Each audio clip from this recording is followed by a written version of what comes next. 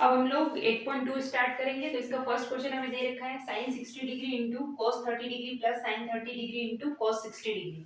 सबसे पहले तो हमें इन सब की वैल्यूज पता होनी चाहिए। हमें सारणी में से देख लेंगे और इसमें पुट कर देंगे सबसे पहले तो sin 60 की वैल्यू होती है √3/2, cos 30 की वैल्यू भी होती है √3/2 प्लस sin 30 की वैल्यू होती है 1/2 और cos 60 की वैल्यू होती है 1/2। इन सब की वैल्यू हमने सारणी में से देखी है। उसके बाद में यहाँ पे जो है हम गुणे का निशान इसलिए लगा रहे हैं क्योंकि sin 60 और cos 30 के बीच में कुछ नहीं है, कोई भी साइन नहीं है। अगर डॉट तो हम मान लेंगे कि यहाँ पे कुछ नहीं है, तो इसका मतलब क्या है, मल्टीप्लाई का साइन यानी गुणे का निशान हमें लगाना है दोनों तरफ।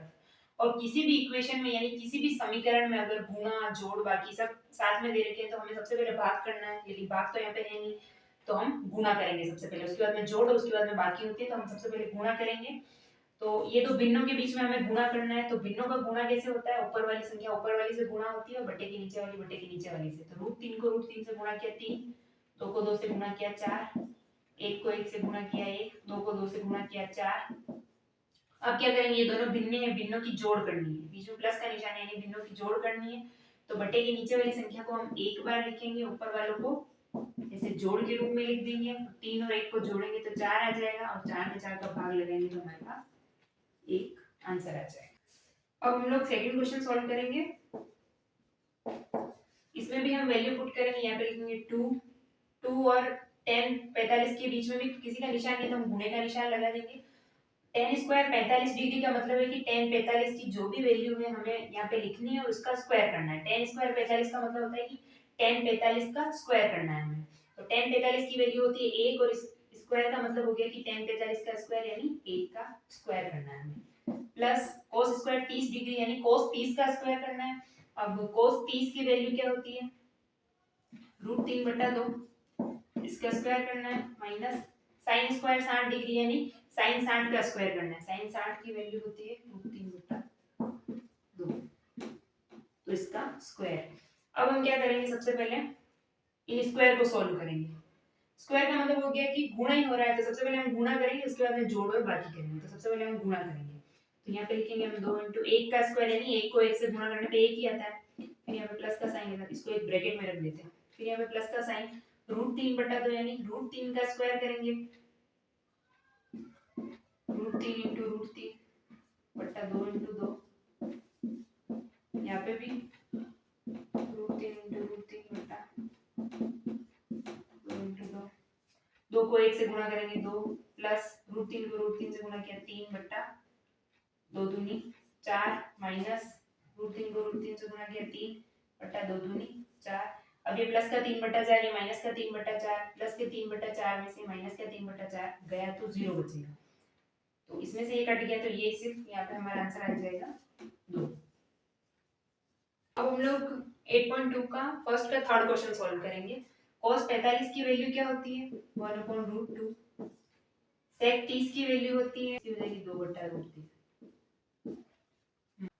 अब cosec 30 की वैल्यू होगी 2। अब क्या होगा, हमें इसको सॉल्व करना है। अब 2 के बट्टे में कुछ नहीं है तो हम 1 मान लेंगे। ऊपर 1/√2 ऐसा कैसा रहेगा, इस पूरे नीचे वाले जो पोर्शन, ये नीचे वाला जो पोर्शन है इस पूरे को हमें सॉल्व करना है। तो इसके नीचे है 1 और यहाँ पे बट्टे के नीचे है √3। अब ये दोनों है भिन्न है, तो भिन्नों की जोड़ करने के लिए हमें बट्टे के नीचे वाली दो संख्याएं दोनों में सेम होनी चाहिए। यहाँ पे बट्टे के नीचे 1 आ रहा है और यहाँ पे √3 आ रहा है, तो इस 1 को हमें √3 बनाने के लिए 1 को √3 से गुणा करेंगे। जब हम 1 को √3 से गुणा करेंगे तो 2 को भी √3 से गुणा करना पड़ेगा, क्योंकि ऐसा होता है कि मैथ्स में हम किसी एक ही चीज को अपनी मर्जी से गुणा नहीं कर सकते। मतलब अगर हम किसी भिन्न में कुछ गुणा करना चाहते हैं किसी चीज का बटे के नीचे, तो ऊपर वाली संख्या को भी उसी से गुणा करना पड़ेगा। तो यहाँ पे तो हो जाएगा 2/√3 और यहाँ पे 2 को √3 से गुणा किया तो 2√3 और 1 को √3 से किया तो √3। इस तरह से दोनों में बटे के नीचे वाली संख्याएं सेम हो गई। तो हम क्या करेंगे, बटे के नीचे वाली संख्या को सिर्फ एक बार लिखेंगे और ऊपर वाली को ऐसा वैसा लिख देंगे। 2 + 2√3 और ऊपर है 1/√2 ऐसा का ऐसा। ऊपर है 1/√2 हमारे पास बच गया। यहाँ पे अब हमारे पास है 2 है, दोनों में 2 आ रहा है तो 2 हमने कॉमन निकाल दिया। जैसे हमने 2 कॉमन निकाला तो इधर से हमारे पास 1 बचा, इधर से हमारे पास √3 बचा अपॉन √3। अब हम क्या करेंगे कि भिन्न के नीचे भिन्न दिख रही है हमें, ये पूरी भिन्न है, इसके नीचे ये पूरी भिन्न है, तो ऊपर वाली भिन्न को हम ऐसा का ऐसा लिखेंगे, नीचे वाली भिन्न को उल्टा कर देंगे।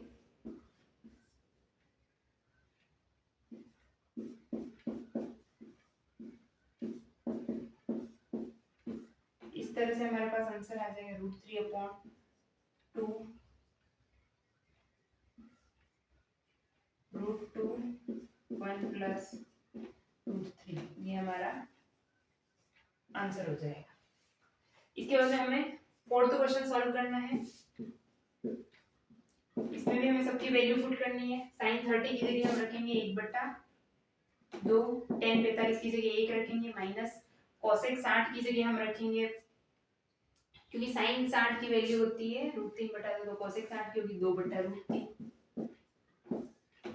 sec 30 की वैल्यू क्या होगी, cos 30 की होती है, cos 30 की होती है √3/2, इसकी होगी 2/√3, प्लस cos 60 की होगी 1/2, प्लस cot 45 की होगी 1। इस तरह से हमने सारी वैल्यू पुट कर दी है। अब हम क्या करेंगे, ऊपर वाली सारी भिन्नों को सॉल्व करेंगे, नीचे वाली सारी भिन्नों को भी सॉल्व करेंगे। जिसके बट्टे में कुछ नहीं है उसके बट्टे में 1 मान लेंगे। क्लियर। अब हम क्या करेंगे, हमें इन तीनों भिन्नों की जोड़ बाकी जो भी हमें करना है, तो भिन्नों की जोड़ या बाकी करने के लिए जरूरी है कि तीनों की बट्टे के नीचे वाली जो संख्याएं हैं वो सेम हो। यहाँ पे बट्टे के नीचे 2 आ रहा है, यहाँ पे बट्टे के नीचे 1 आ रहा है, यहाँ पे बट्टे के नीचे √3 आ रहा है, तो हम क्या करेंगे, हमें तीनों के बट्टे के नीचे 2 √3 लाना है।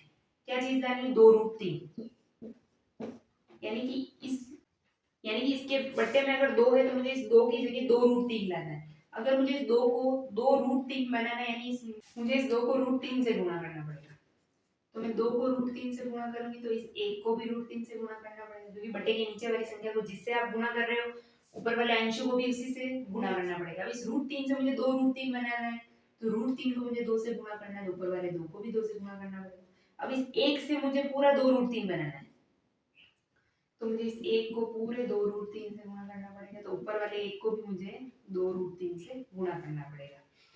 वही चीज इन सब में भी लागू होगी, इन सब में भी मुझे ऐसे ही करना है।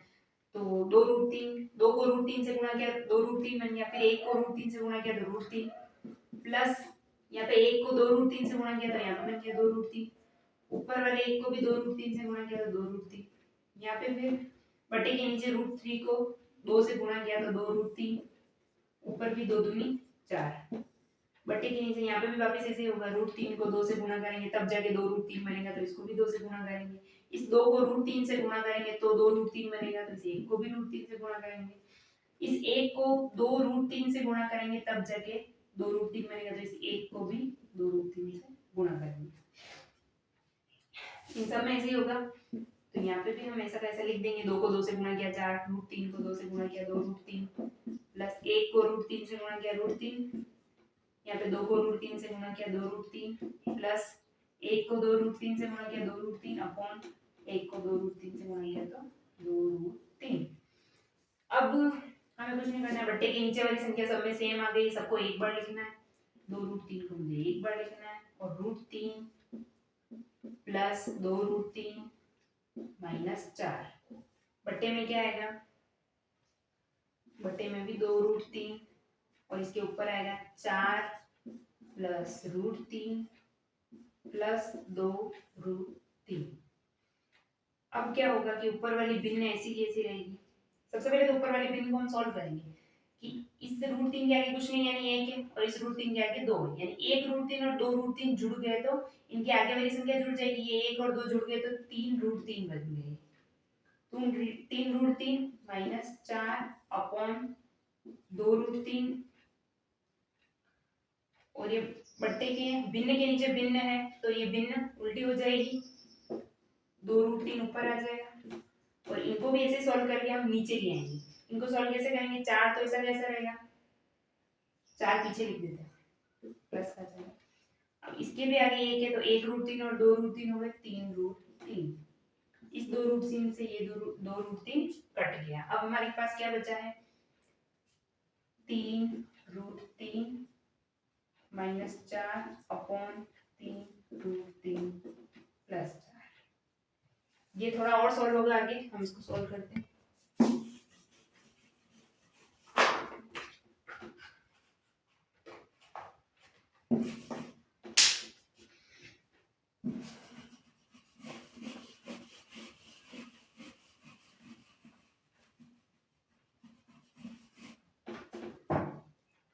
जैसे 3√3 -4 अपॉन 3√3 +4। क्या होगा इसमें? सबसे पहले तो ये चीज हमें दे रखी है, इसको थोड़ा इजी बनाने के लिए हम क्या करेंगे, बट्टे के नीचे वाली जो संख्या होती है उसको ऊपर और नीचे दोनों तरफ से गुणा करेंगे। जैसे 3√3 4, 3√3 4, दोनों को ऊपर नीचे लिख दें। अब यहाँ पे प्लस का साइन है तो यहाँ पे हमें माइनस का साइन लगाना है। कहने का मतलब ये है कि बट्टे के नीचे वाली संख्या को ऐसा का ऐसा ऊपर और नीचे दोनों तरफ गुणा करना है, लेकिन बीच का जो साइन, जैसे इसमें प्लस का है तो उसका अपोजिट साइन यानी माइनस का लगाना है। अगर यहाँ पे माइनस होगा तो दोनों तरफ प्लस का लगाना है, लेकिन ये दोनों साइन, ये दोनों चीजें सेम होनी चाहिए एकदम। तो इसको हम ऐसे करेंगे कि सेम सेम चीज जब गुणा होती है, जैसे 3√3 -4 से 3√3 -4 गुणा होगा तो इसका हम होल स्क्वायर लगाते हैं। और यहाँ पे एक फॉर्मूला लग रहा है a + b a - b वाला, a + b × a - b जो होता है a² - b² के बराबर होता है। यानी कि इसको हम a मान लेंगे, इसको b, इसको a मान लेंगे, इसको b, यानी कि a + b a - b जैसा का मतलब हो गया कि ये दोनों चीजें आपस में गुणा हो रही है, और इनमें आगे आगे वाली चीजें सेम है, पीछे पीछे वाली चीजें सेम है, और दोनों की साइन अपोजिट है, इसमें प्लस है, माइनस है, तो इसको आप ऐसा बना सकते हो। तो a हमें दिख रहा है 3√3, a को हम मान लेंगे 3√3, तो a का स्क्वायर माइनस b का स्क्वायर, यानी b हमारा है 4, तो 4 का स्क्वायर। इसको बस हम सॉल्व कर देंगे।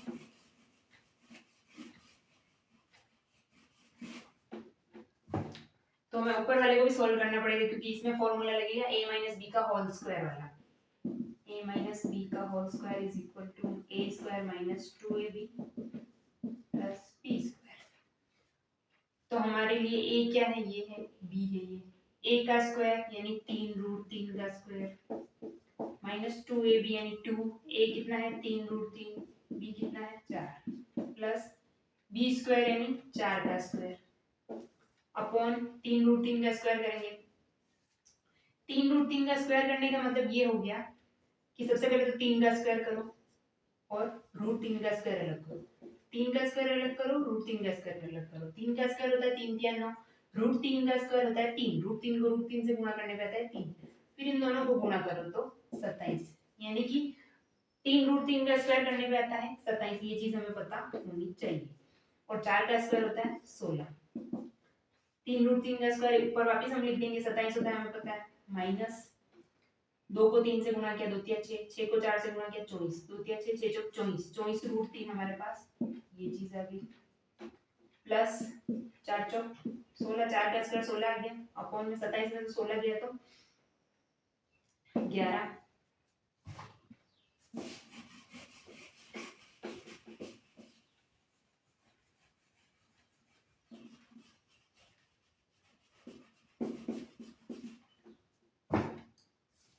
यहाँ पे हम इसको सॉल्व करेंगे, 27 भी प्लस का है, 16 भी प्लस का है, तो ये दोनों आपस में जुड़ जाएंगे, तो इनको जोड़ेंगे हम तो क्या आएगा 16 से 3 43 माइनस 24 √3 बट्टा 11, क्योंकि इसके पीछे √3 लग रहा है तो ये किसी में जुड़ेगा और घटेगा नहीं, ये ऐसा रहेगा। और 27 और 16 दोनों ऐसे दिख रहे थे तो ये दोनों प्लस के थे तो इनको जोड़ दिया हमने और बट्टे में 11 लिख दिया। इस तरह से हमारा सॉल्व हो चुका है फोर्थ क्वेश्चन। अब हम लोग फिफ्थ क्वेश्चन सॉल्व करेंगे, जो हमें दे रखा है 5 cos square 60 degree 4 sec square 30 degree minus tan square 45 degree sin square 30 degree plus cos square 30 degree. इस तरह से ये सारी वैल्यू हमें दे रखी है। अब इसमें हम सबका मान रखेंगे, 5 कोई निशान नहीं है, 5 × cos स्क्वायर 60 डिग्री यानी cos 60 का जो मान है उसका स्क्वायर करो। cos 60 का मान होता है 1/2,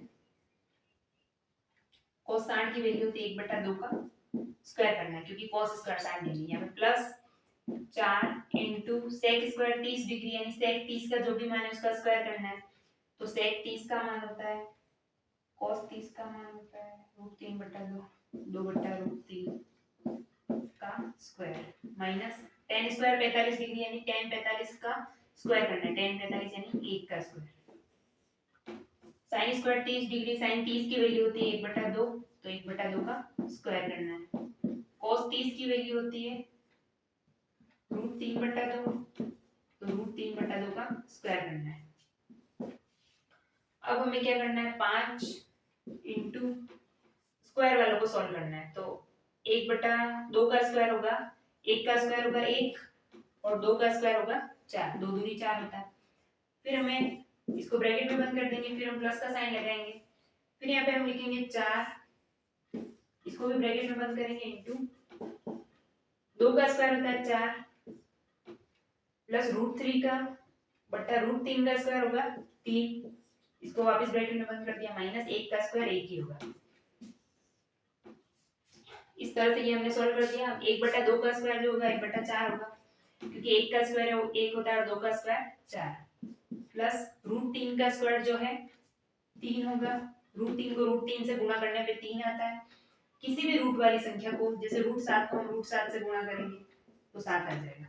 किसी भी रूट वाली सेम संख्या से गुणा होना चाहिए, जैसे √4 को √4 से गुणा करेंगे तभी 4 आएगा, ऐसा नहीं कि √3 को √4 से गुणा कर रहे हैं, अलग अलग संख्या नहीं, सेम होनी चाहिए बस। तो 2 का स्क्वायर वापस 4 हो जाएगा। अब हमें सब भिन्नों को सॉल्व करना है। पहले हम इनका गुणा करेंगे, जैसे इसके नीचे कुछ नहीं है तो 1 मान लिया, इसके नीचे कुछ नहीं है तो 1 मान लिया, इसके नीचे भी 1 मान लिया। अब ये पूरे ऊपर वाली जो समीकरण है इसमें गुणा भी दे रखा है, प्लस भी दे रखा है, माइनस भी दे रखा है।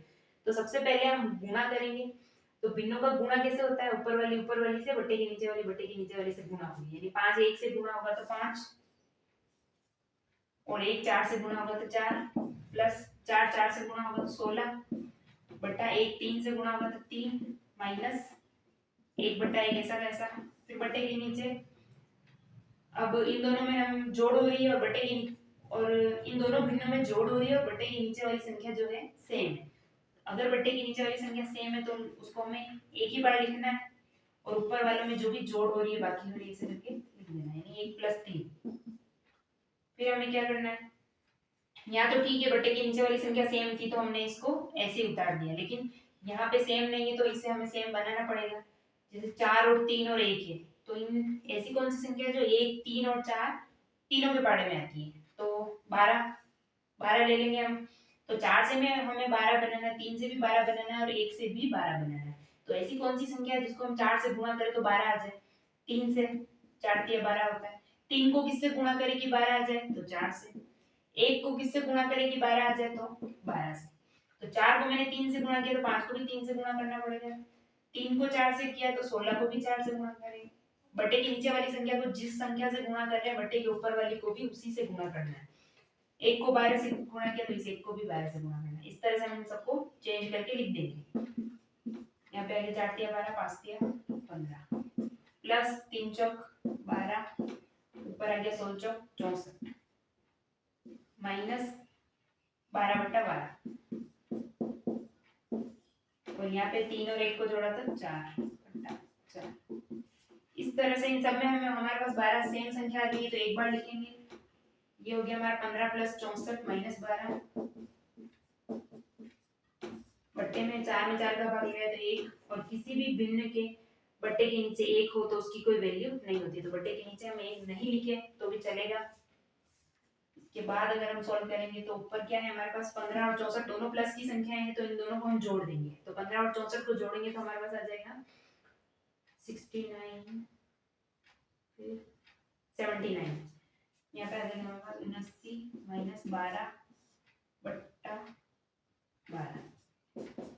तो 79 में से 12 गए तो 67/12 हमारा आंसर हो जाएगा।